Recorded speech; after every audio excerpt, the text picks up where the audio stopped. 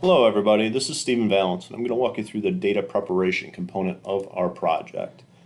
As we learned in Chapter 7, cleaning and organizing data is what data scientists spend a good deal of time doing, so I'm going to walk you through some of the tips and tricks that we use to transform our data.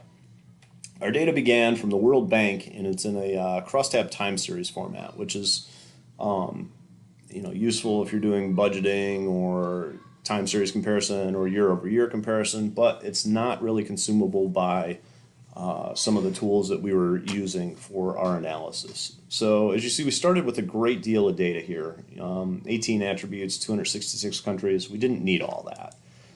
So we started by using Tableau to transform the data.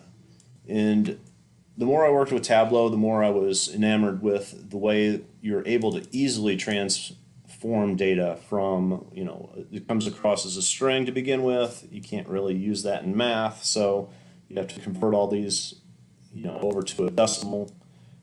Column headers are also easily renamed. And on top of that, very powerful function here is the pivot function. So we're able to just simply select all of our columns and right click, pivot, and now it's in a nice row format. On top of that, Tableau also allows us to create joins from different data sources, which is great because, from a inner join perspective, now we're able to easily filter out only the information that we don't, or that we need. In our case, it's sub-Saharan Africa. So easily able to create a filter and then export this information back out. So after our transformation with Tableau, we were down to 18 attributes, 48 countries, and as you see, a lot more rows because we've essentially changed it from a wide format to a nice narrow format.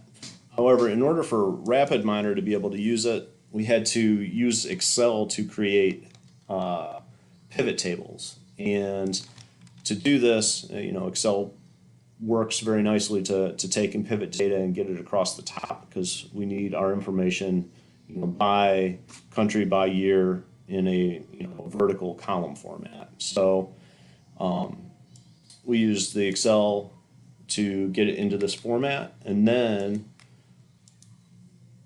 we used RapidMiner. RapidMiner easily replaces missing values and also transforms data quite quickly.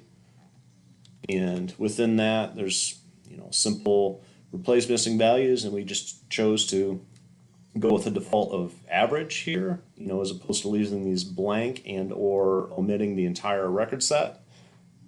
And as you see here, very easy to replace the missing values.